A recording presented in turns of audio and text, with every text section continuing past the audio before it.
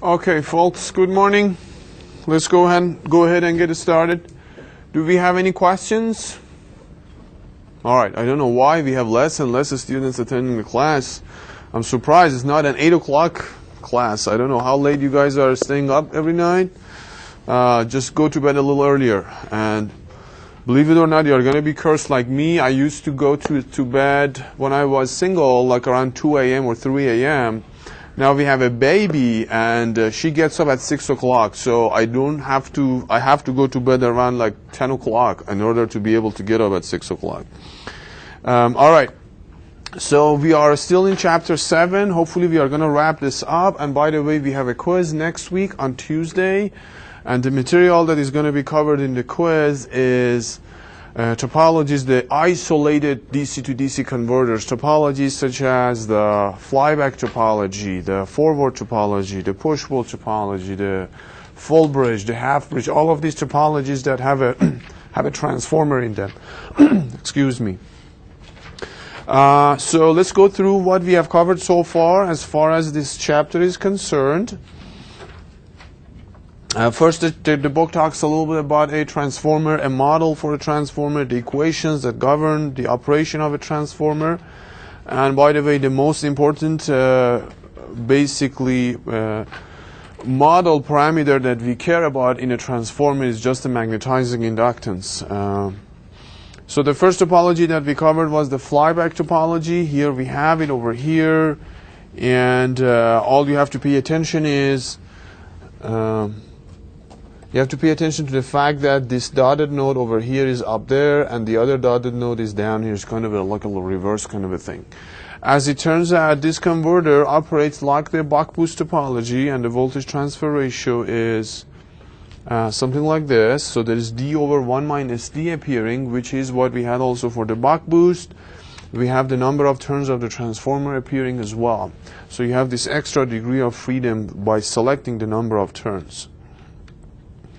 Then the book also talks about this converter operating in discontinuous conduction mode, that we did not cover that. Then the forward converter, we have this main inductor over here. And by the way, this converter operates like the buck converter. And you can actually see the similarity. If I have this buck topology over here, you can see on the output side they are very much similar. Okay, and we expect to see like a buck type kind of a operation, and we will. Now, unfortunately, we have this magnetizing inductance over here. We have to get rid of it. Obviously, we cannot get rid of it, but we have to make sure it is demagnetized at the end of each cycle. That's why we have this auxiliary diode and auxiliary winding, and the job of these guys is just to make sure this undesired magnetizing inductance is de-energized. So if you look at the current of this magnetizing inductance, it starts from 0, comes back to 0 before the next period starts. So this is good. But this inductor is up to us. We can actually make it operate under continuous conduction mode or discontinuous conduction mode. And so it's up to you. And what we covered in this class was just the continuous conduction mode of operation. Here's the voltage transfer ratio. There's only a D appearing here, and the turns ratio of the transformer. This is another forward topology. Instead of using that auxiliary diode and auxiliary winding, they are doing things a little bit differently. So we have the like one switch and one diode over here, and another switch and another diode over there. And actually, as it turns out, it does the exact same thing. So these two switches and two diodes are, first of all, applying the positive voltage that we need to the primary side of the transformer. At the same time, when one of them is off, the other one is off, and when one of them is off, the other one is on, and it actually demagnetizes this undesired magnetizing inductance over here. Then we looked at the push-pull topology. The push-pull, full bridge and half bridge are pretty much similar, especially on the output side. They are basically, they have like a rectifier over here. This is a center tap full wave rectifier. And then we have this low pass filter over here. And then ultimately the load. And you look at this part, this is actually an inverter. So technically the procedure is you have a DC source, you invert it to AC, because we are only allowed to apply AC signals across the transformers. Apply it to the transformer. So you invert your a DC signal to an AC signal, apply it through a transformer, then on the secondary side, because you needed a DC signal, you have to rectify it, and then obtain the DC component of your signal. So you have to use a low-pass filter. So if you look at, for instance, these voltages over here, like V primary 1 or primary 2 or secondary 1 or secondary 2, obviously they are all proportional with each other. They are all kind of an AC looking signal. All right, with an average of 0. If you have a signal with an average value of 0, it's okay to apply it to a transformer. Then on the other output side, we rectify them. So if you look at this, for instance, Vx, which is like the output of your rectifier, it's basically the same AC signal, only rectified. So it's only positive and 0. And then obviously once it is passing through the low-pass filter, on the output you get a flat DC signal with a little bit of a ripple. And there is this D appearing over here, similar to the Bach topology. Turns ratio of the transformer is there, and there is a value of 2 appearing here. This is because of the way we have defined the duty cycle. So in some books, including this one, basically if you look at the switching pattern, so you split up your switching period into 2 equal, half periods. Then, for instance, when it comes to switch number 1, like you turn it during the first half of your switching period, and the duration is labeled to be dt. All right. Then you have another switch number 2, and that is on like 180 degrees delayed from this switch. So because of the way D is defined, only associated with switch number 1, then this term 2 appears over here. If you define D as the on time of switch number 1 plus the on time of switch number 2 over the period, then this 2 does not appear. And that's what some of the textbooks do. Then we have this other one, the full bridge converter. Instead of using 2 switches in the push-pull, we are using 4 switches now. But the good thing is we don't really have to have a center tap kind of a transformer on the primary side at least. So the objective or the functionality is the same. Switch 1 and 2 work together. So these 2 switches work together. They are on at the same time and they are off at the same time. And then switches 3 and 4 work together as well. So they are on and off simultaneously. And obviously we are not allowed to turn 1 and 4 on at the same time, because then we are shorting our source, and we are not again allowed to turn 3 and 2 on at the same time because we are doing the same thing. So if you look at the primary side voltage, again it is like an AC signal.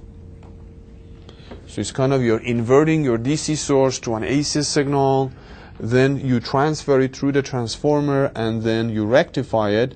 So if you look at Vx, it is the rectified version of that. And then the rest of the story, a low-pass filter and a major DC component. And as it turns out, the voltage transfer ratio is exactly the same as the push-pull converter. Very same. What is the difference? The difference is over there, we had to use 2 switches in terms of voltage stress and current stress. You may realize that if you use 4 switches instead of 2 switches, things may get better. Or the other thing is, this converter needs to have access to the center point of the primary winding. The other one does not. So this could be considered an advantage. Obviously, this has 4 switches. That means you have to pay more money for it. You have to purchase these switches. And also, there is more complexity in the system, because each switch needs like a gate driver, and we're going to talk about it today, what it is. So you have to pay for the gate driver. The gate drivers also need power supplies of their own, especially if you have a high side switch like these 2 guys, that none of the terminals of this switch is grounded, unlike these 2, that you have actually one of the pins is grounded, and actually that makes things a little bit complicated. And one thing that I forgot to mention about this converter and the previous one is we still have this magnetizing inductance over here. But because we are doing things very symmetrically, we don't really have to worry about this magnetizing inductance. And basically the current of this magnetizing inductance is guaranteed to go back to zero. So basically if you look at this current of this magnetizing inductance, I of L M,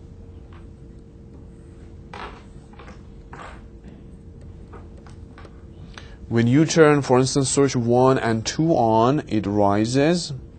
Then we have a mode that nothing is really happening in the system and is kind of stays flat.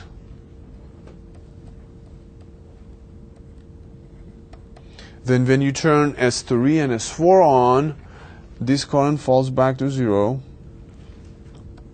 and then the end of the period arrives. So because we are doing things symmetrically, these magnetizing inductance is not going to bother us. You can make a very same argument for the push-pull topology, that you can assume there is a magnetizing inductance over here, but then hopefully things are going to cancel out each other and this is not going to get saturated. However, in practice there is always this challenge of making sure things are absolutely symmetric. Like for instance, your duty cycle that you apply to switch number 1 may be 50%, but and you wanted to apply the same 50% to switch number 2, but your system is not ideal and you're applying, for instance, 49.9%, and that 1/10 of a percent over a long period of time is going to saturate this magnetizing inductance. So there's a lot of solutions. We are not going to talk about the solutions, but there are solutions out there to make sure this magnetizing inductance is not going to get saturated. So you can find a lot of papers on this field. And what we are going to cover today is this half-bridge topology. And if you compare these two, on the input side, they are only different. On the output side, the half-bridge and full-bridge converters are the same. The only difference is over here, let's say these switches are very expensive. So instead of using 4 switches in the full bridge, we are only using 2 switches over there. But the disadvantage is we have to use 2 capacitors here as well. So it's just a matter of which one is cheaper, which one is more reliable, which one is more available, and then you can go ahead and build it. As it turns out, and we are going to briefly look at it, the voltage transfer ratio of this converter again looks like the buck topology. So you have this D term over here, as we had for the buck. The number of turns appears over here, and that 2 that we had for the full bridge and push-pull does not appear. So remember that there is no 2 over here, it's just multiplied by 1, and we are going to actually see why. So let's go back to any questions so far. So this is more a very brief review of what we have done so far. So let me go back to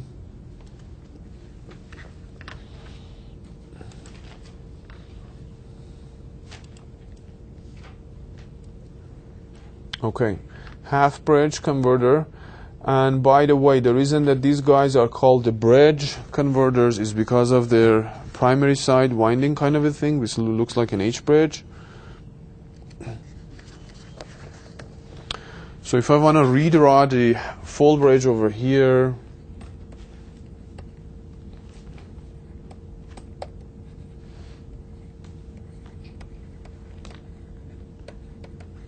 all right, let me make sure. A little bit different than what we have drawn it before. It is basically something like this. We have this DC source, and then we have this switch and another switch.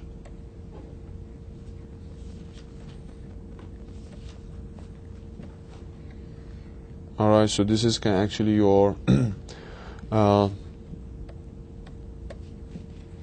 primary side voltage, okay? And as you can see, it looks like an H bridge, so that's why they're called a full bridge converter.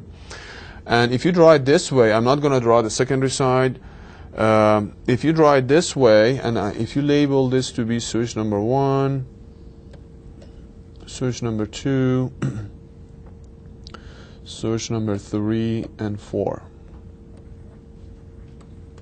It's actually easy to figure out what's going on. When you turn switches 1 and 2 on, basically you're shorting this point to the positive terminal and this point to the negative terminal of your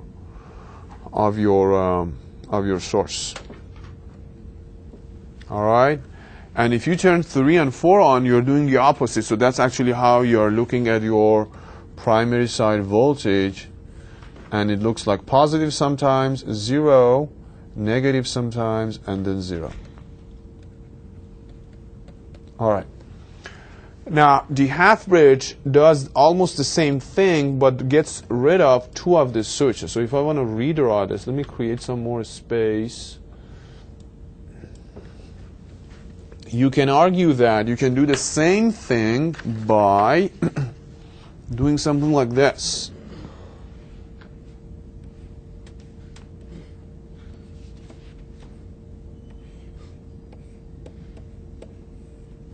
So I can split my DC source with 2 identical equal caps. So if these 2 caps are identical, if I have an input voltage of Vn over here, you can argue that this would be half of Vn, and this also would be half of Vn.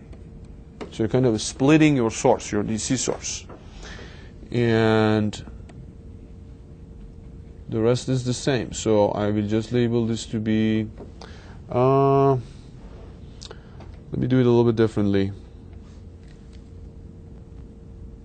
I will just label this to be V primary, and this would be my dotted node.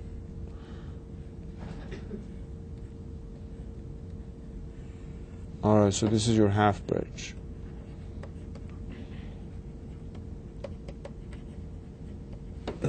Okay. So you can make an argument that if I turn S1 on, let's label this to be S1, switch number 1.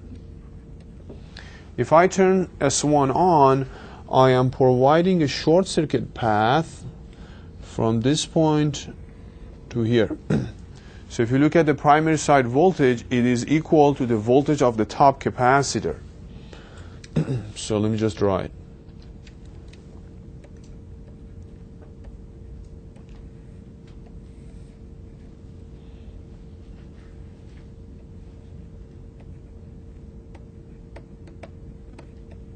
This is the voltage of the top cap, which is Vn over 2. Then I turn both switches open, and we have seen this mechanism before. Once you turn both switches open, the output side, there is some freewheeling going on. There's nothing going on the primary side, and the voltage is 0. And then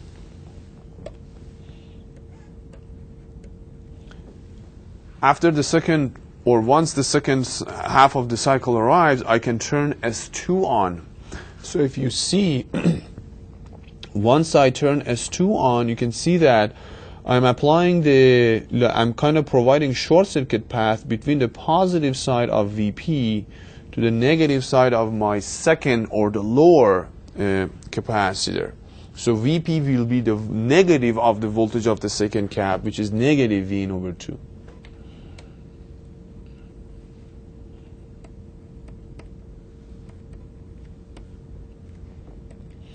And then I open up the switch, and that's the end of my period. So you can see that again you are generating an AC signal. The only difference is the level of these AC signals is not Vn and negative Vn. It's Vn over 2 and negative Vn over 2. So remember, this was Vn and this was negative Vn. So it's like you're splitting your source, but other than that, it's just basically the same thing. You're saving 2 switches, but at the same time you're added 2 more caps to the system. And remember, the switching pattern is the same. I didn't mention it, but let me just draw it over here. The switching pattern is, so if this is one switching cycle, this is half of that, and we keep switch number 1 on here, and then we keep switch number 2 on here. All right.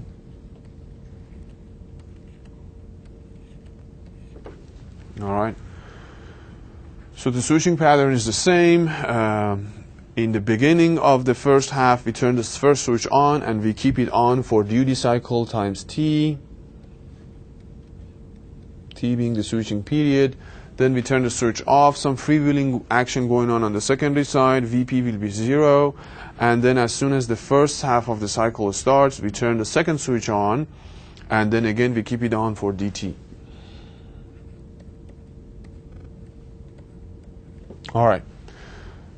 So this is it. So as you can see, it's kind of like the full bridge converter, only instead of Vn, we have Vn over 2, and that's why that 2 disappeared in our voltage transfer ratio. So I actually have some of these waveforms over here. I have the switching pattern. Just make it a little larger.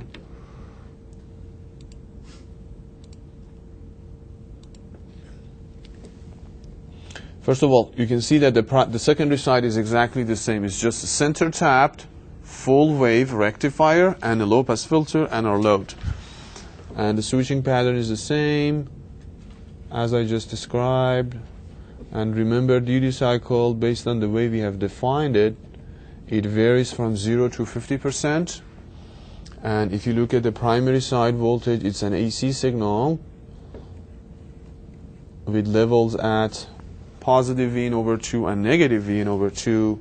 Then Vx, which is the rectified version of that, is the same signal, only like rectified, absolute value.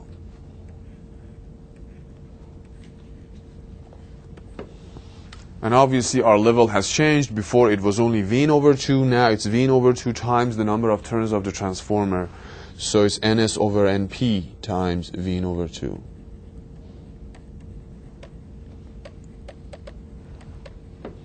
And the average value of the signal is what we see on our output voltage because it's going through a low pass filter.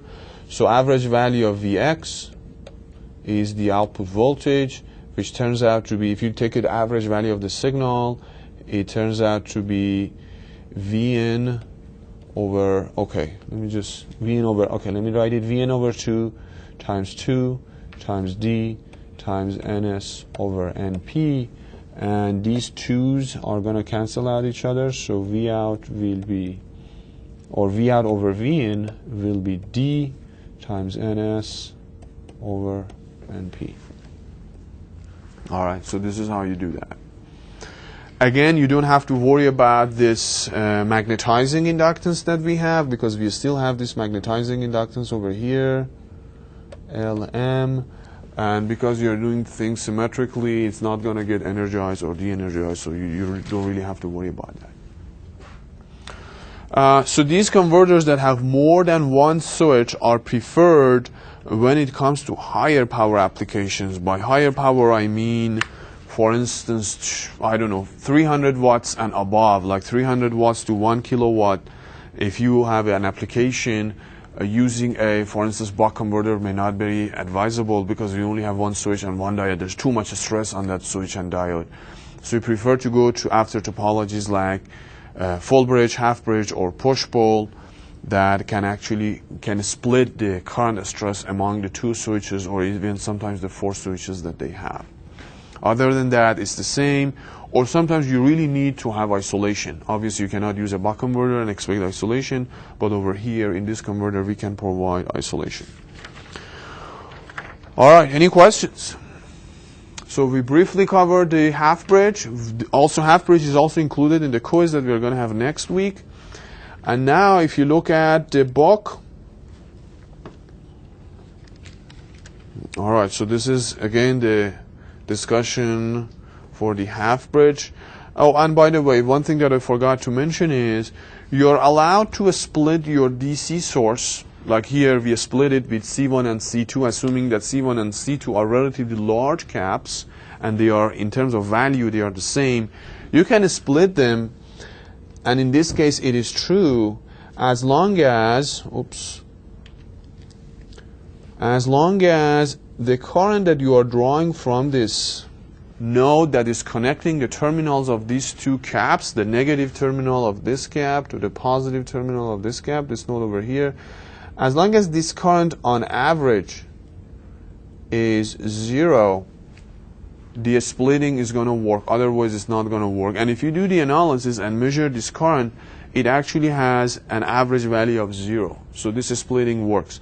Otherwise, if this current has a non-zero average value, one of these caps, like C1, is going to get charged and charged and charged and move towards Vn, and the other one is going to get discharged and discharged and discharged and move towards 0, or vice versa.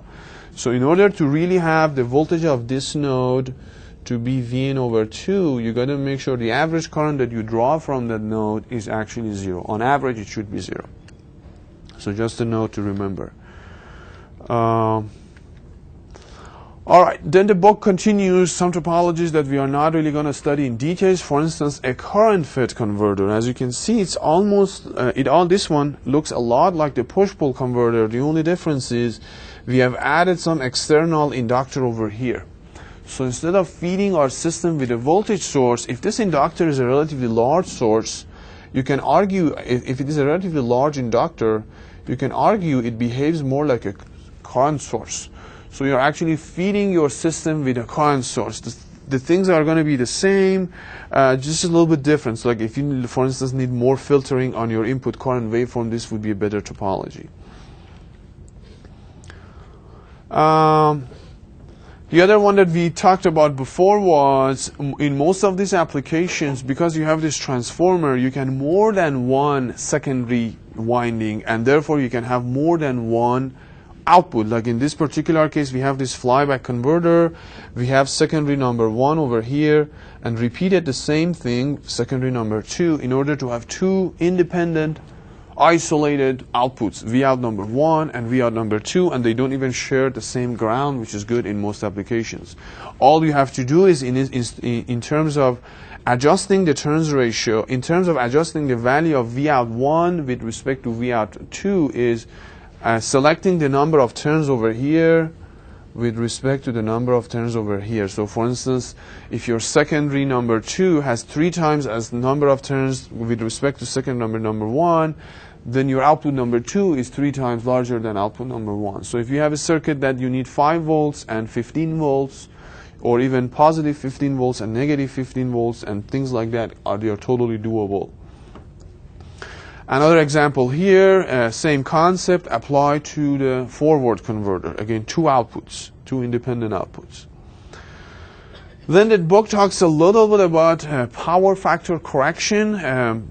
In details, we cover power factor corrections in like advanced power electronics. It's just an introduction over here that you can actually use some of these topologies that we have analyzed so far to improve your power quality. So what does that mean? If you remember looking at a full wave rectifier, if you look at the current, like a full wave rectifier with an RC load, basically, if you look at the source current, it is actually quite awful. It's something like this. So there is a spike of current, then nothing, then there's a negative spike of current, then nothing. And if you look at the power factor, it's not very good. But you can use a converter, and these are the waveforms. So you can use, for instance, a boost converter to improve this thing. So what it does is, the way you control the system is, you force or control the current of this inductor to follow a pattern dictated by the voltage source. So if this is your source,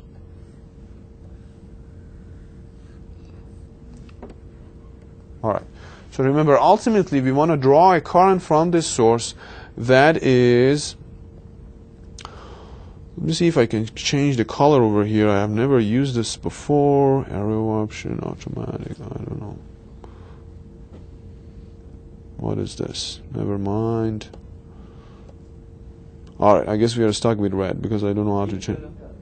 In color, yeah. All right, so remember, ultimately, or ideally, you would like to draw a current that looks like this. It is sinusoidal, and it is in phase with your source. So this is your ideal. Therefore, your power factor would be 1.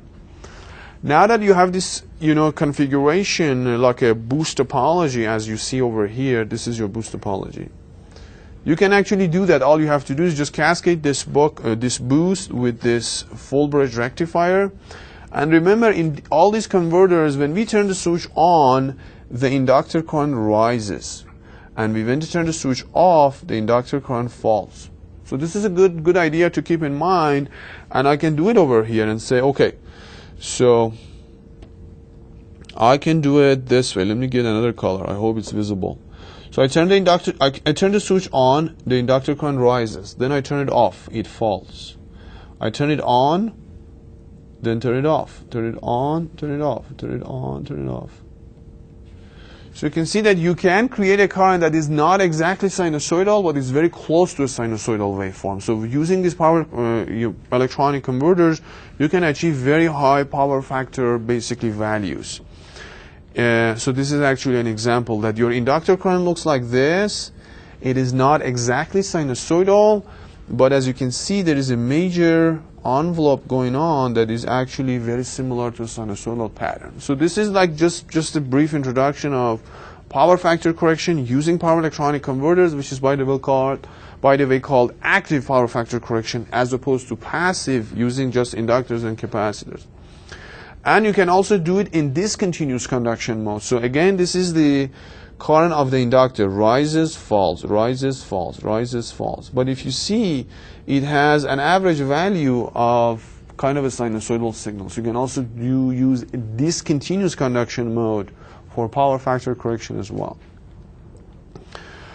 All right. So the remaining of the chapter talks about power supply control. And again, this is more like an introduction kind of a thing.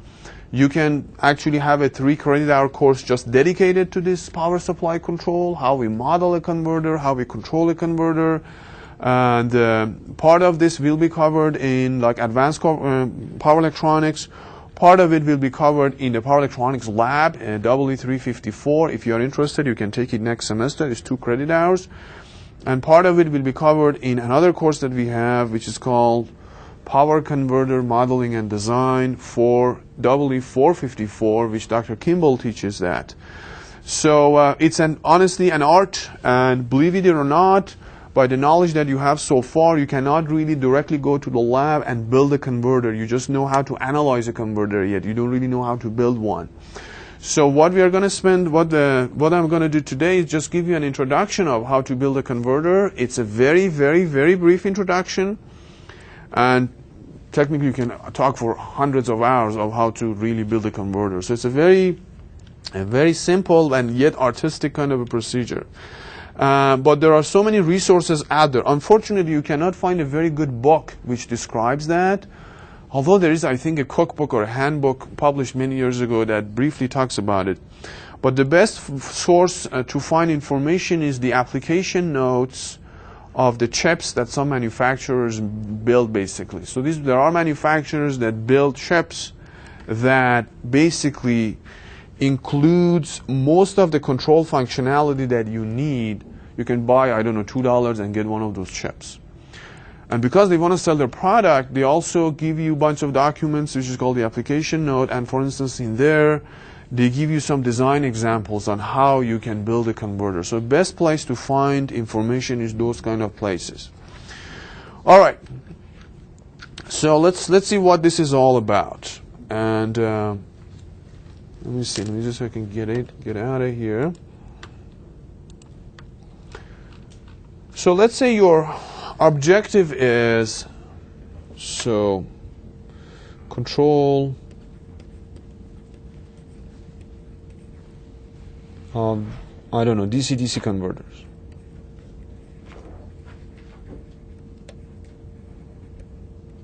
All right. So let's say you're trying to build a converter, and you build it, and you realize that, for instance, let's say you have a robot for your senior design project, and you have batteries for this robot, which is like 24 volts, okay? So you have a 24-volt battery available to you. And you have some DC motors in this robot that work with, for instance, 48 volts. So what you would say, okay, that's very easy. Let me just build a boost converter and get some, for instance, 48 volts.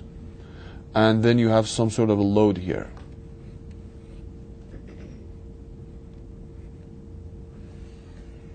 So in this case, your load is some electric motors that like, create motion, something like that. All right. And you already know that in the boost converter,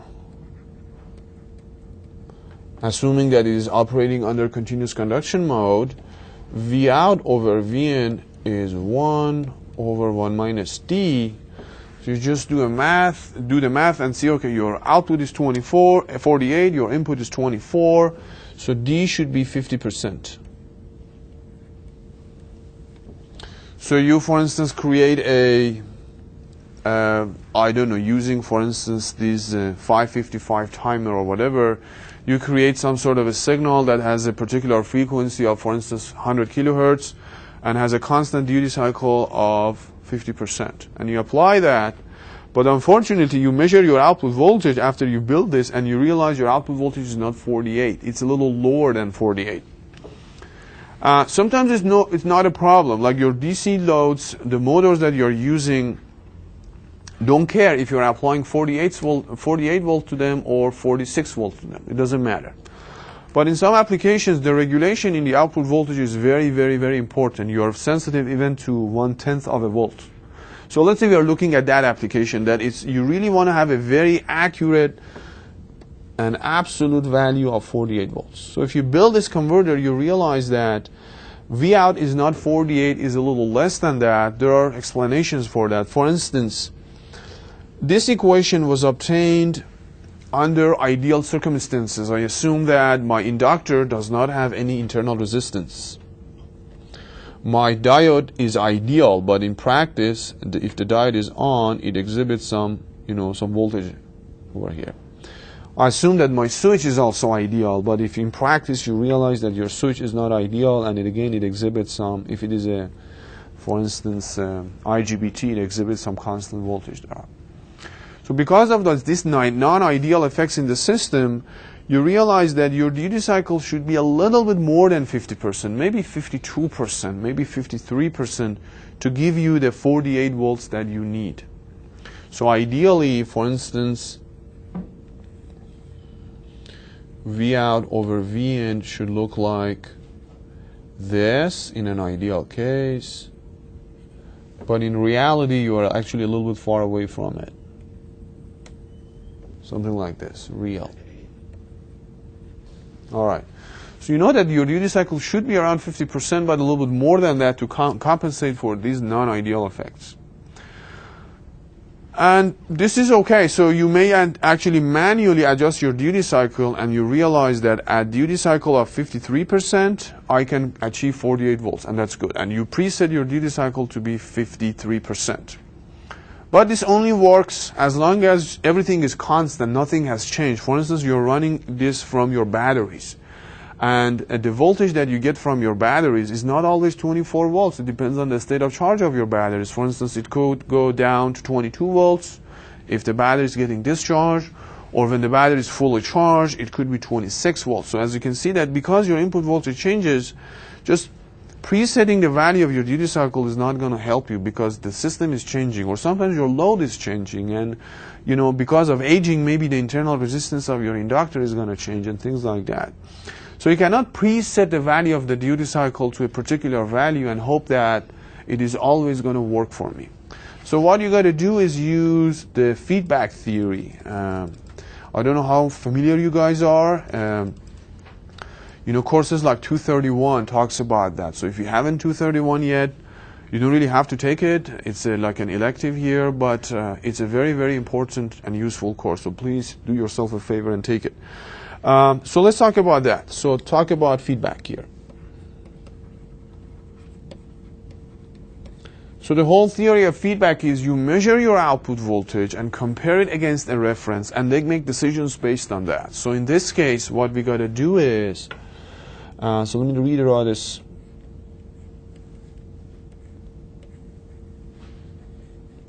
This time I'm using a power MOSFET, not that it really matters.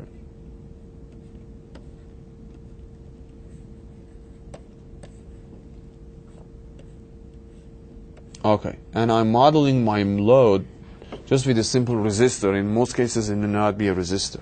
It may not be a resistor. But anyway, we are trying to convert 24 volts to 48 volts. All right? So what feedback theory tells you is measure the signal that you're trying to regulate. In this case, we are trying to regulate our output voltage, okay?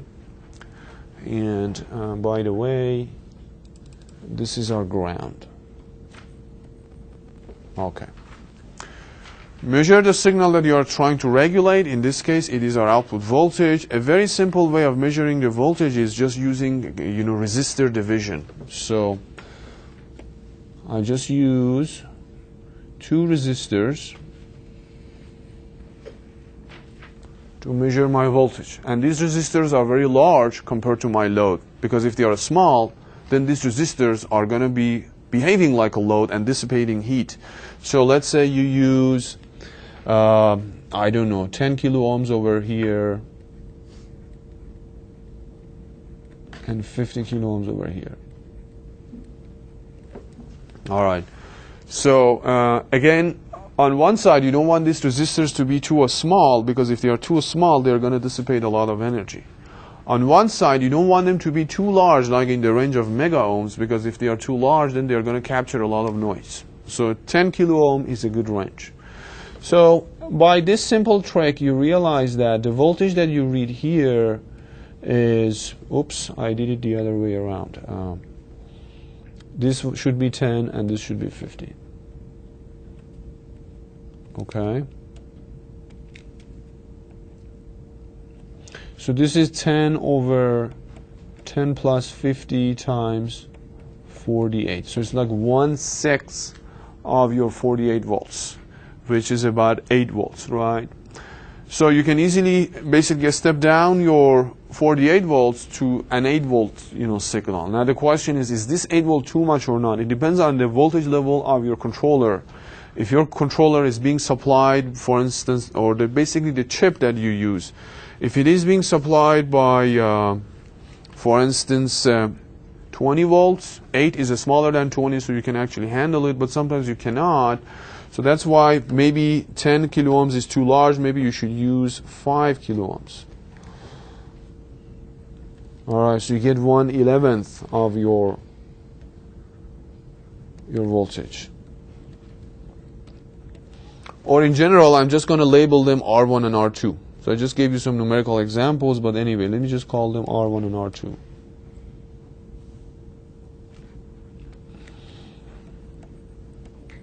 So it's very easy to step down the voltage of 48 volts to something lower, somewhere around like 5 volts or 3 volts or something like that. All right. So now I have to compare this signal against some reference. Okay, so this is V out times some gain. I don't know what. Okay, let me just call it R1, R2 over.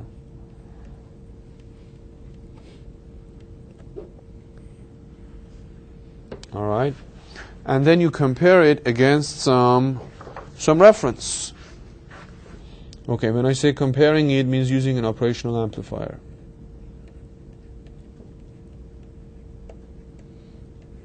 All right, where are we going to get this reference? I'm going to talk about it. But these references having like weird numbers, depending on what chip you're using, these chips actually provide you a reference. And some of them provide, for instance, 3.1 volts. Some of them provide 5 volts. Depends on what technology they are using to create that reference. And these references are usually thermally compensated, meaning that if the temperature changes, this reference is almost constant. It's a very good constant value that you can compare your output voltage and make a decision, is my output voltage where it is supposed to be or not. So that actually gives you a hint. If you pick a chip that gives you, for instance, 5 volts as a reference, you should select R1 and R2 in a way that when you're scaling down your output voltage from 48 volts, it should give you 5 volts. So this should be very close to your reference. And ideally, they should be identical. That means your output voltage is really regulated at 48 volts. All right. Now, you do that. As it turns out, this comparison only tells you if, because you have like an open loop kind of a operational amplifier, if your output voltage is more than the reference or smaller than the reference, because immediately if you don't have a closed loop over here, your output over here is going to get saturated. In order to avoid that, what you do is you actually add a bunch of other stuff over here, like an impedance network basically.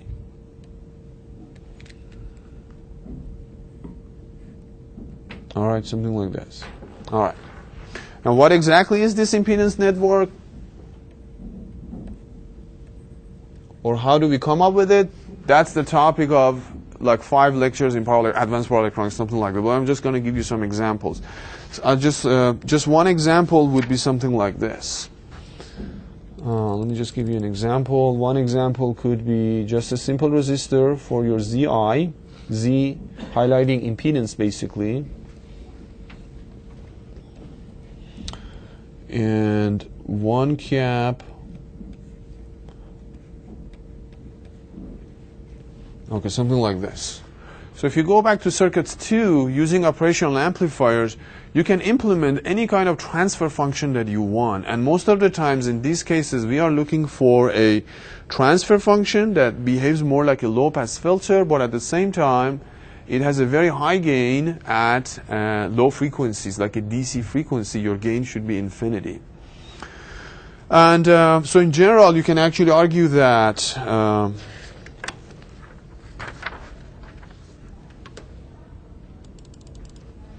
so if the signal that you have over here, I just assume it's V out. It's not really V out. It's proportional to V out because of R1 and R2. But anyway, if your V out is some DC term plus bunch of perturbations or fluctuations or whatever, all right, and I call this VC, standing for the control signal. Obviously you're going to get a control signal on the output that has again a DC value of capital V plus some perturbations of lowercase. So these are the perturbations, the small signal fluctuations.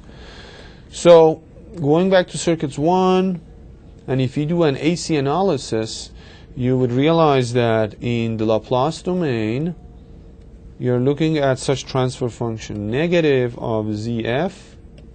ZF is that impedance network that I'm using over here, divided by Z input, the impedance network that I'm using over here.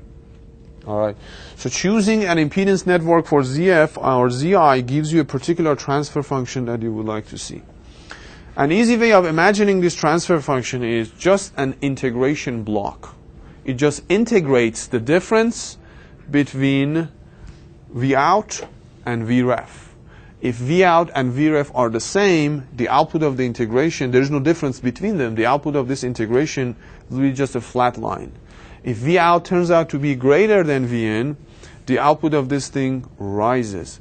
If V out tends to be smaller than Vref, then the output of this compensation network goes down. And by the way, this block is called error amplifier or compensation network.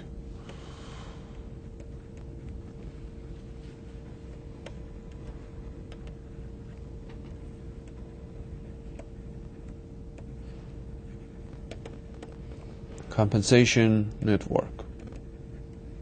It's more like an active filter, basically. All right.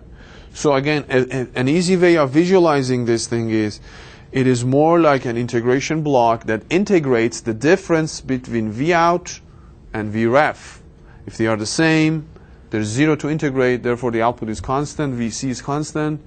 If V out is smaller than Vref, this Vc starts rising. If V out is actually larger than Vref, Vc starts falling. All right. So by the description that I just gave you, Vc kind of represents the duty cycle in the system. Okay, you can actually interpret Vc as the duty cycle. All right, that means if V out and Vref are the same, you don't have to change the duty cycle. If V out is smaller than Vref, you have to increase the duty cycle to increase the output voltage. If V out is, okay, let me repeat that. If V out is smaller than Vref, Vc starts rising, an indication that the duty cycle should rise.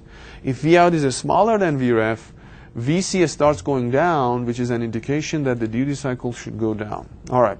So this is almost like the duty cycle that I have to apply to the system. But there's one problem. This signal is a continuous signal versus the way that we have defined the duty cycle is it's a kind of a square-shaped kind of a signal. So what you got to do is you got to use a block which is called a PWM block. All right, pulse width modulator, and what it does is it converts the level of VC to pulse width. So basically what you do is it's basically a comparator. Let me just write down here. So just have VC in mind. So basically your PWM is just a simple comparator.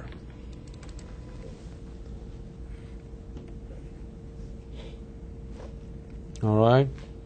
So one of the inputs of this comparator is a sawtooth waveform that you can externally generate. And the frequency of this sawtooth waveform happens to be your switching frequency.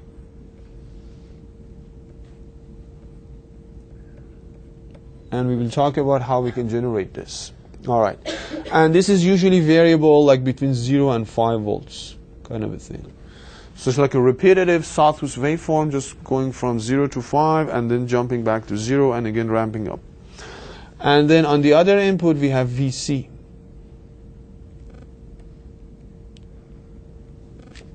All right. All right. So let's see what kind of output we get. So please remember that VC is almost a DC signal with a little bit of variation, something like that. All right. So going back to the comparator, let me just draw VC and these guys. This is like a zoomed in version of that.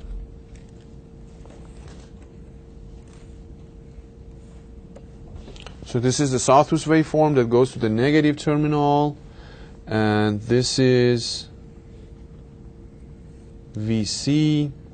And let's say what kind of output this comparator is going to have. So obviously whenever VC, the positive terminal, is larger than the negative terminal, the output is saturated to 1 or the logic 1 or whatever it is. So if I call it, I don't know what this is called. Let's call it gate command.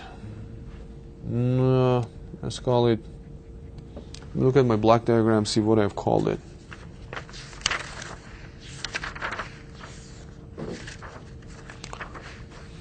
Yeah, let's call it just a gate command.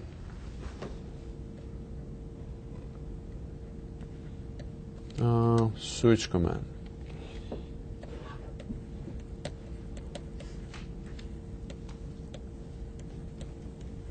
All right, so let's take a look. So remember, this is 0 and this is usually 5 volts or 3 volts or something like that. So when VC, which is applied to the positive terminal, is larger than the negative one, the output is saturated. So as long as VC is greater than the triangular waveform, the output is 1, logic 1 I mean. Beyond that, it's 0.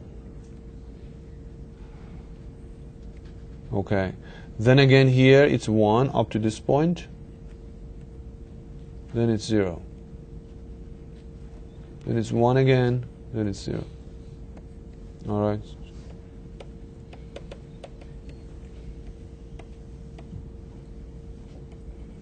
So you can see that VC, the level of VC determines the duty cycle. We have to convert that level to a width. So if my VC rises, let's say my VC goes all the way up to here, then you can see that my new value of duty cycle is here. So if VC goes up, the duty cycle goes up. If VC goes down, the duty cycle goes down. All right. So this is how you convert your level to pulse width. So that's just called pulse width modulator. It's just a very simple comparator. Okay. All right. So ideally, you have a signal at the output that jumps between, I don't know, whatever. Let's say 0 and 5 volts, depends on what kind of technology you're using, or 0 true and false kind of a thing, Ideally, you can apply this to your switch, but most of the times you cannot. The reason is this is not a very strong signal in the sense that it cannot sink or source a lot of current. Remember, in order to turn a transistor on, you have this parasitic capacitance over here, which is called gate to source capacitor. In order to turn the device on, you have to charge this cap. In order to turn the device off, you have to discharge this cap. That means you have to provide some current to the gate to turn the device on, and you have to sink basically some current out of the gate to turn the device off. Now, it's not a good idea to directly connect this to your gate. And you need more like an amplifier over here, which is called a gate driver.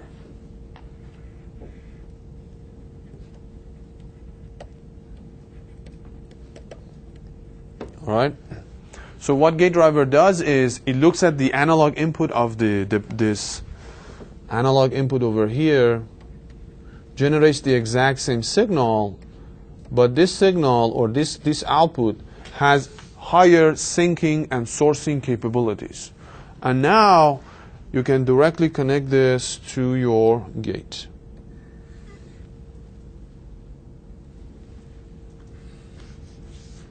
Something like that. All right. Although there are some tricks. Sometimes you have to be careful. Sometimes when you buy a gate driver, they are inverting gate drivers. So they not only amplify the signal, they also invert it. So you have to be careful. If that's such a case, for instance, you have to change the polarity over here. Let me just draw it in some other color. In red, for instance. If this is an inverting gate driver, then you should invert your signals over here. Oops.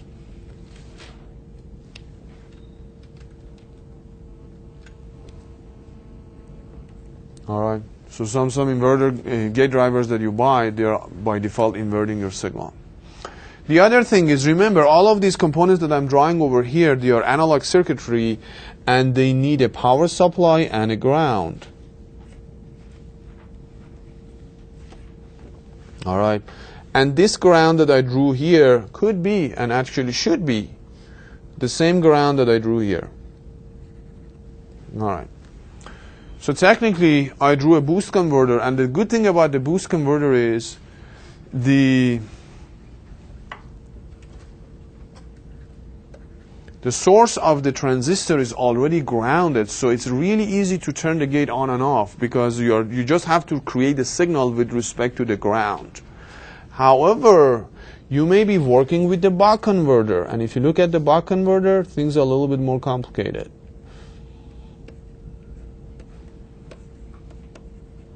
All right.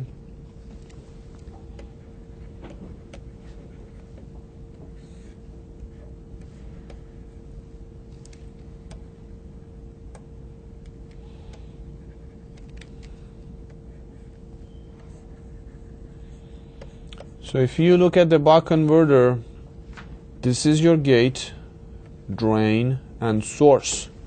Unlike the boost, your source is not grounded, so I cannot directly connect this signal to the gate because this signal is with respect to the ground 0 and 5 or 0 and 15 or whatever. But here, as you can see, your source is not grounded. So there are another category of gate drivers which are called high side gate drivers because your switch is on the high side, the gate driver should be on the high side, and that's a different animal to deal with, and it needs its own individual isolated power supply and make things a lot more complicated. So my advice is if you go down to the lab and want to build a converter, the easiest one to build is the boost converter because your source of the switch is already grounded, so things would be much easier. All right. So if you look at this gate driver, it's basically more like a push-pull kind of a system, basically. I'll show a diagram later. Okay. Any questions so far? All right. So this is how you close the loop. So let me actually take a look. So let's say Vref that you have is 5 volts, but Vout is 4.9 volts. Remember, Vout is proportional with the real V out. There is R1 and R2 involved as well. So thinking about this error amplifier as a low-pass filter that integrates things, you can see it's integrating the difference between 5 and 4.9. You can see this output starts rising up. So if the output starts rising up, you can see the duty cycle starts rising up. So here we have D increasing. If you increase the duty cycle in the boost converter, the output voltage is going to increase. So ultimately your output voltage is going to increase to 5. So it's automatically taking care of itself. Now the opposite happens. So let's assume V out is more than 5, for instance 5.1 volts. Again, remember this is not the real V out, it's proportional with the real V out because we are doing a resistive division. Now, if you integrate the difference between 5 as your reference and 5.1, it's a negative value. So this control signal starts going down. That means this signal going down. So duty cycle goes down.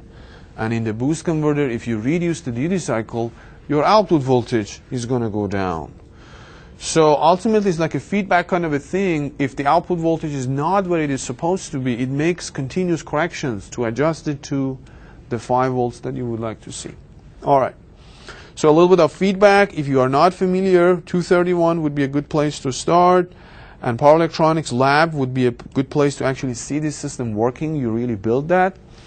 And let's talk about how to implement this network. Well, obviously, this is called your power stage. You already know how to design the power stage, how to pick the right value for L, you know, the cap, the switch, the diode, things like that. But what about your controller stage? You know, how are you going to implement this controller stage? The good news is there are chips that you can buy, and everything is already embedded in that chip. All you have to know is how to work with that chip, basically. Now, unfortunately, a lot of these chips have a lot of more features that you can ever dream of. I mean, there are so many features that you don't ever need, but that's the problem. They are too complicated to work with.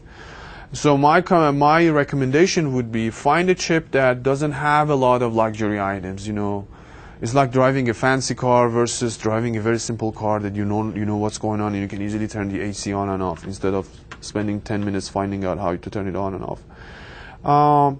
The one thing that we didn't talk about is how to come up with the right ZF and right ZI. It's like a compensation design. Again, 231 would be a good place to start. And even beyond that, you need to have a model, a small signal model for your power stage. 453 would be a good place to start. How to model your converter, an average model, and things like that we are not going to cover in this class. So, but my hint would be that you can find lots of application notes that exactly give you what the value of this load resistor is, what the value of this cap is, what the value of this other resistor and cap basically are. So you can easily find them. If you don't, just let me know. If you're designing something, I can give you some samples. All right. So now let's take a look at some of the circuitry that are already available on the market. You can just buy them with, I don't know, $1 or $2. And they pretty much do the same, everything. So here is an example. This one is a product of Texas Instrument, TL494. It has 16 pins. And here is the diagram of the system. All right, as you can see, I'm just going to use the pointer over here. We have 2 error amplifiers. I just talked about using 1 error amplifier. Here they're just added 2 just in case you need an extra one. But as you can see, pins 1 and 2 and 3 are the positive, negative, and output pins of this error amplifier. So this would be equivalent to these pins. 1 pin here, 1 pin here, and 1 pin here. So if you have access, so you can externally add your ZI and ZF over there. All right. So this actually implements this block over here. Then, as you can see, you have an oscillator. The job of this oscillator is to create that sawtooth waveform. And you have access to pins 5 and 6, one of them to which, to 5 you should connect a cap, to 6 you should connect a resistor, and the value of this cap and the value of this resistor determine your switching frequency. And there are graphs on the data sheet basically telling you what values you should choose. Let me see if I can find one. Like here, for instance, it tells you this RT and okay, RT is used over here from ranging from 1 kilo ohms to 1 mega ohms. C is the value of the cap you are using. Like this one is for 1 microfarad. This is 0.1 microfarad. This is 0.01 microfarad. And then you can see, for instance, if you choose an RT of 40 kilo ohms and our CT of 0.1 microfarads, your switching frequency is about 300 hertz, which is not what we want. Let's say we want to have a switching frequency of, I don't know, 100 kilohertz, something like that. So you can see that this is the point you want to work with. Your cap should be this value of 1 basically nanofarad, and your resistor should be 10 kilo ohms. So you can actually look at the data sheet, gives you the values that you should select to connect to RT and CT to give you this sawtooth waveform that we want to have. Okay? One thing that I didn't mention is VREF. Where are we going to get VREF? VREF is already available as at this reference regulator. Pin number 14 is your VREF. So you can actually directly connect VREF to the positive terminal of your error amplifier. Now also you need to know the value of VREF in this particular chip to be able to select R1 and R2, the voltage divider. And if you look, for instance, for VREF, okay, reference section, VREF is 5 volts, okay? And actually they give you even more data, like what if the temperature changes? You can see a parameter that is indicating changes with respect to temperature for VREF, if you really want to have a very, very absolutely constant VREF. All right, so that is for your VREF.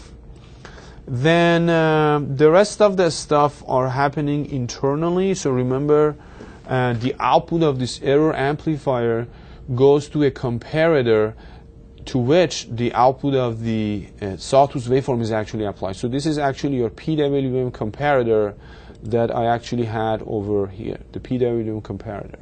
So it's already embedded. You don't really have to buy a chip for it. And the rest of the system is fancier stuff. So first of all, for instance, you can see they have Q1 and Q2. You can actually, if you're implementing a very low power supply, you can look at the voltage and current rating of Q1 and Q2. They could be the switch in your system. They could be that power MOSFET that I use, or they could be combined in a way that would give me a gate driver for an external switch. So you have lots of actually options over here, and they have a lot of other options. For instance, I don't know, let me see. For instance, they have this DTC over here, which is like dead time control or something like that. So it's a feature that, for instance, you want to limit your duty cycle to be always more than 10% and always below 50%, things like that. So there's lots of other features. But the basic features are a block that gives you VREF, at least one error amplifier to which you have access to the terminals, one oscillator that you have access to some external R and C to adjust the switching frequency, and also an error just a comparator that is your actually PWM thing. And the data sheet provides a lot of information. For instance, it tells you what is the maximum voltage that you can apply to this converter. It's 41 volts. So if you are trying to convert 24 volts to 48, your source, the 24 volt source, could also power up this chip as well. So that's a good thing. Okay, what else? Some recommended operating range. You can see that your frequency, it can handle frequencies from 1 kilohertz to 300 kilohertz, which is good. So if you want to do 100 kilohertz, this is within the range. And then more information about the reference section, more information about the oscillator, what is the frequency, what is the value of the resistor, what is the value of the cap that you should use. Some more information about the error amplifier, like the offset, offset of voltage, offset of current, those kind of things, the bandwidth of this error amplifier. On the output section, you can see how much current you can sink or source.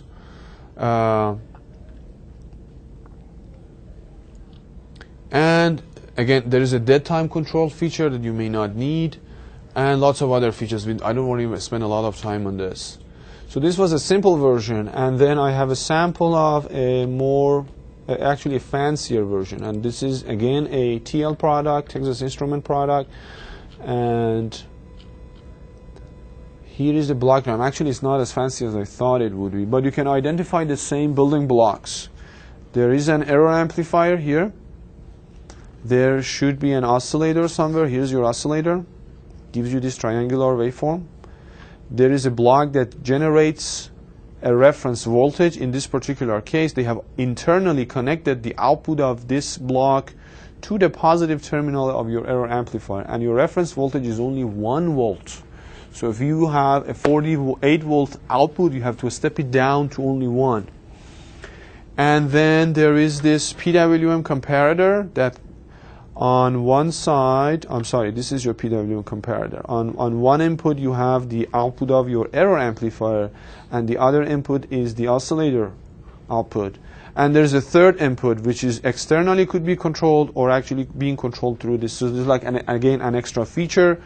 And again, you have another transistor over here which could be the main transistor of your converter or part of your gate drive circuit. And there's a third example that I have.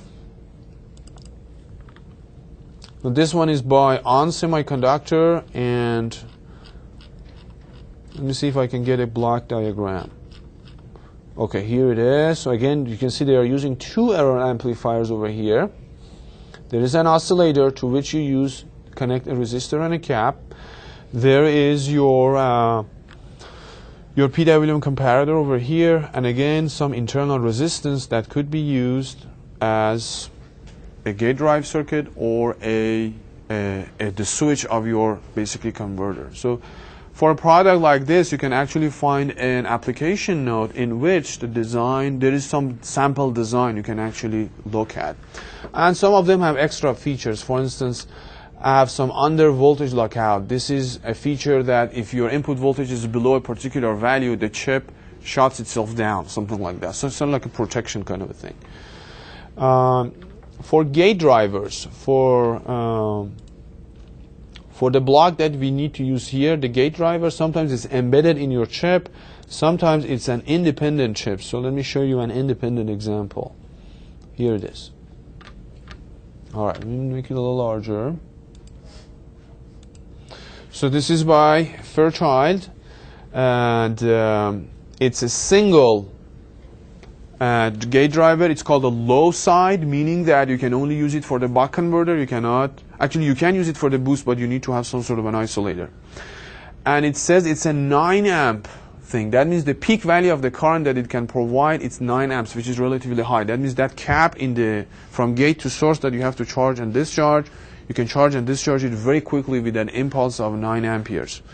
So this is just a block diagram. It's a very simple thing. It's just a little more like an amplifier. This is your input, and that's your output. As simple as it gets. Obviously, you have to power it up, and you have to connect it to the ground. And pin number 3 is the enabling node. You can actually have an enabling signal to turn this thing on and off. And as I said, you have to be careful which one you buy. This is a non-inverting one. This one, 3121, is an inverting one. So again, depending on the functionality. If you look at what is actually going on inside this chip, it's basically a simple push-pull converter, something like this. All right? So you can see the push-pull structure over here. You can see this transistor over here and this transistor over here, and somehow the gate of both of these transistors are connected to each other. So this is like a push-pull converter. And your input comes in, and then basically your output is the same as your input, but in terms of current sinking and sourcing capabilities, if your input is high, this transistor is on, so you actually can sink a lot of current. If this input is low, this transistor is on, so therefore you can source a lot of basically current, something like that. So that's how you can do that. I don't have an example here right now. I have one that also has isolation features, but sometimes for high side applications you also need isolations. So this was a very, very brief kind of a review of what goes on behind the scene when you do not want to analyze a converter, you want to build a converter. And as I said, this was just the beginning. You can spend hours and hours and have so many frustrations and blowing things up. Switch turns, dies, the gate driver dies, I didn't know what happened, and ultimately you're going to learn. So if you're more interested, either take the power electronics lab or take a more like an advanced course about power electronics. All right, what we are going to do on Thursday, we are going to move on to the next chapter. I think it's chapter number 8, which is inverters. So far we have covered rectifiers, which are converting AC to DC. Then we covered DC to DC converters. Now we want to look at inverters, which convert DC into AC. So that's going to be the topic of our lecture on Thursday. All right, see you guys on Thursday. The sign-up sheet is somewhere around here. So if you guys were late,